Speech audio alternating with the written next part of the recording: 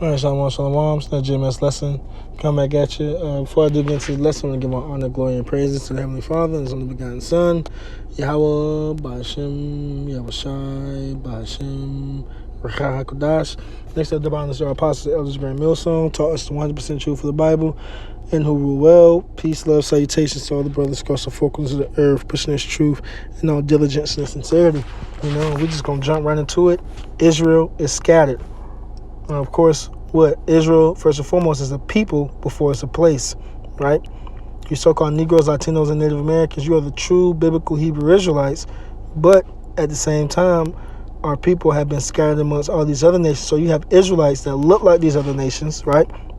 But whose seed line goes back to the seed line of Abraham, Isaac, and Jacob, right?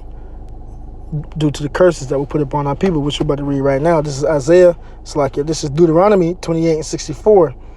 And the Lord shall scatter thee among all people from the one end of the earth even unto the other, and there thou shalt serve other gods, which neither thou nor thy fathers have known, even wood and stone. So basically what that's saying is that there's nowhere on the face of the earth, there's no nation of people on the face of the earth that doesn't have Israelites mixed in among them, man. So of course you have your so-called Negroes, Latinos, and Native Americans who are the true biblical Hebrew Israelites, but guess what? The so-called Chinese, there's Israelites amongst them. So-called Japanese, there's Israelites amongst them. So-called Africans, right? All those countries out of Africa, there's Israelites scattered in every single different nation of people. We just going as a whole, the nation of Ham, the Hamites, you so-called Africans, there's Israelites mixed and mingled in amongst them. You got all those in the Persian Gulf, all those nations, right? All those in Europe, all those in Asia, or what may have you, right? There are Israelites scattered North America, South America, right? There are Israelites scattered everywhere, right? Worshiping these other idols, worshiping these other gods first and foremost, because what? Deuteronomy 28, verses 1 through 15, right? Which, just for education is what? The blessings that befell our people for what? Hearkening to, Yahweh Shem Yahushai, true power, right? And then you got the curses from 16 on down to 68. All them verses, all them curses going into what? Our people, and what will befall our people for what? Falling away from our Maker and forsaking our power, right? And one of those things is what? That we would be scattered amongst the four corners of the earth. So we can't, you can't just say, oh, why you don't go to the hood, man, and then preach to your people, the Negroes, Latinos, and Native Americans. Why you don't go to the slums, the barrios, the reservations, and get your people, because our people are scattered, right? And it's not our job to seal anybody in. The Lord is going to do that.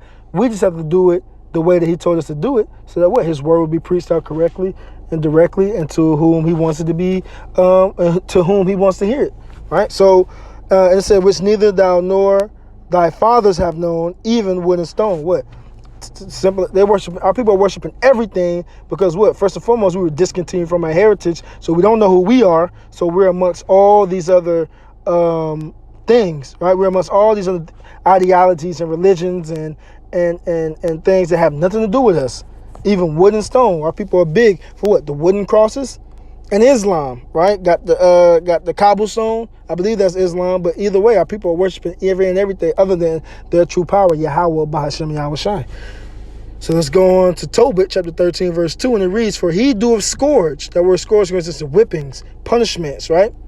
The Most High is the one in control, right? It reads, and have mercy. He leadeth down to hell and bringeth up again. Neither is there any that can avoid his hand. So it's the Lord that has punished us, right?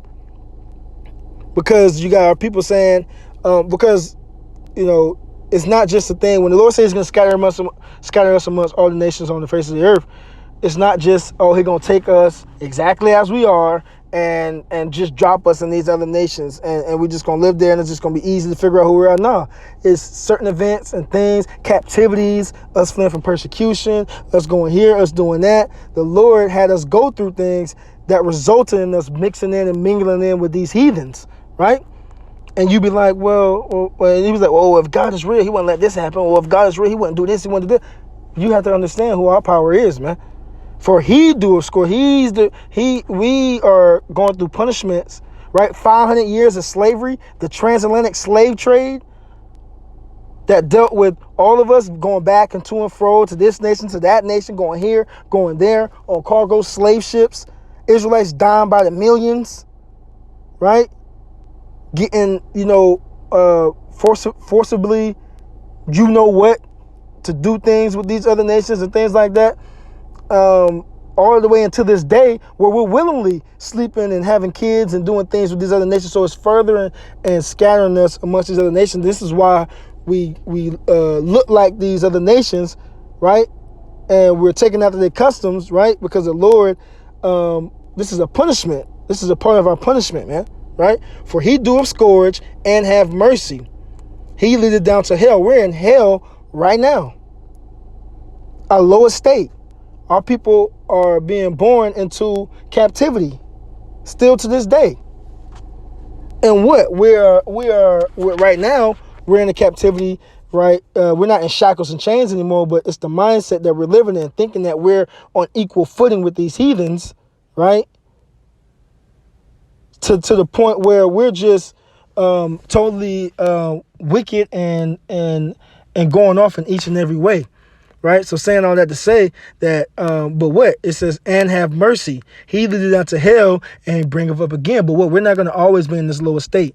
We're not going to always not know who we are. We're not going to always be worshiping these other idols, these other gods, due to the curses and the punishment that the Lord put us through. He's going to have mercy. And he's going to rise us up again, starting off with the elect, the 1/3 remnant, right? And then what? 2/3 of our nation are going to have to die here by pain with the heathens. But what? They're still going to be born into the kingdom of heaven, right? They're going to get everything that was promised. But what? They're going to have to die a horrible and gruesome death, which we don't want no parts of. We want to, be able to usher in the kingdom of heaven on the first go around, man, right? That says, neither is there any that can avoid his hand. Us as a whole nation, the Lord took us down to hell. This is hell, man. 500 years of hardcore slavery, hardcore bondage here under the so-called white man. So every time we died, we came back into hell. Get whipped to death, came back into hell. What? Get ate by alligators, came back into hell. Getting skinned alive, came back into hell. So the Lord put us in this place for a punishment, man. And even though we're not going through some of the gruesome deaths that we did back then, we're still going through the same thing to this day, getting gunned down in the middle of the streets. Police getting acquitted. Right? Hands up, don't shoot. Right? I can't breathe. Right? These things that are befalling our people. Right? The buffalo shooting. Right? So all these things are still a part of our punishment, but what the Lord is going to bring us up out of it, Lord willing, we be a part of that number, man. So let's get to the point. This is Tobit chapter 13, verse 3. Confess him before the Gentiles, ye children of Israel. For he hath scattered us among them. That's why we don't just stick in one spot and preach to the so-called Negroes, Latinos, and Native Americans, because a part of our punishment, like we were just going into, is that what? We will be scattered amongst all these other nations. So we're going to look like these other nations. We're going to be practicing these other nations' customs, right? We're going to be doing everything that these other nations, these heathens will be doing, everything outside of the ways of Yahweh Hashem Yahushua. We're going to look like them. We're going to dress like them. We're going to talk like them. We're going to worship their gods. So what? We have to go where these people would be to try to bring in those that the Lord wants to bring in. And they might not look like you so-called Negroes or Latinos and Native Americans. Why? Because they have been generation after generation after generation of mixed in with these heathens, and now they're coming out looking like Moab, the so-called Chinese, Ammon, the so-called Japanese, Ham, the so-called Africans, right? This is James 1:1. James, a servant of the Most High and of the Lord Yahushua Mashiach, right? Right there. These are two different entities, but that's another topic for another time. To the 12 tribes which are scattered abroad. Greeting. So the beginning of this book, James, a follower of the Most High, a follower of our Lord Yahushua Mashiach, right? He opened his book up to the 12 tribes of Israel who are scattered abroad, man. Right? Reads on, Jeremiah chapter 29, verse 14, and it reads, right? And I will be found of you, saith the Lord, and I will turn away your captivity. This is a future prophecy. And I will gather you from all the nations and from all the places whither I have driven you, saith the Lord. So what? This future prophecy is letting you know that what the Lord is going to bring us up from out of all these other nations, right? Right? Turn away our captivity, right?